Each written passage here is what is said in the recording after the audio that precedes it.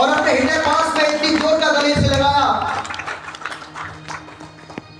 कि सुदामा जी आनंद के सरोवर में सरोवर हो गए, सराबोर हो गए। दोनों की आंखों से, दोनों मित्रों की आंखों से अश्रुपात होने लगा। कोई किसी से कुछ नहीं कह पाया।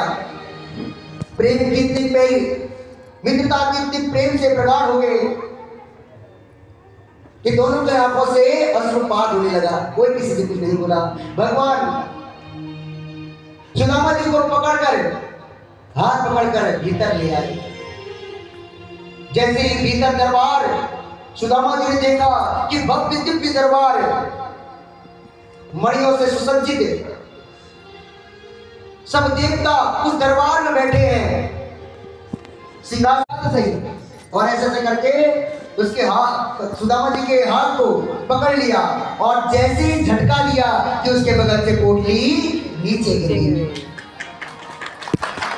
और उस पोटली को उठाकर से खोलकर भगवान ने अपने एक मुट्ठी पर वह चावल पकड़ के, तंदूर पकड़कर अपने मुंह में लेते हुए संकल्प लिया कि मैं एक लोक का साम्राज्य सुदामा को प्रदान करता हूं। जैसे ही दूसरी मुट्ठी चावल खाने वाले थे तो रुक्मणी जी ने हाथ रोक लिया। कन्हैया कहते हैं कि हे रुक्मणी, तुमने अमृत में विष घोल दिया। कितना आनंद आ रहा था मुझको। तो रुक्मणी जी ने क्यों हाथ रोका? रुक्मणी जी यह विचार करती हैं, तो अलग अलग भाव है वैसे संतों के, क्यों रोका रुक्मणी जी ने हाथ कन्हैया का?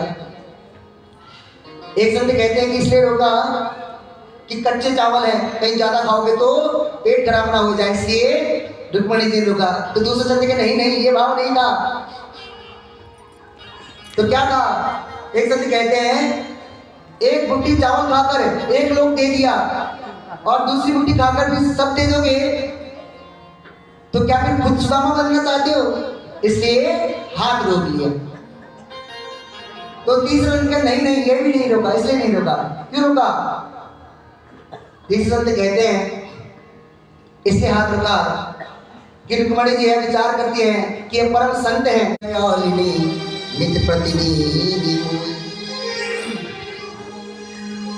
सुदामा जी कहते हैं कि तेरी भाभी ने ये संदेश भेजा है क्या कि एक माह दो पाख में दो एकादशी होए सो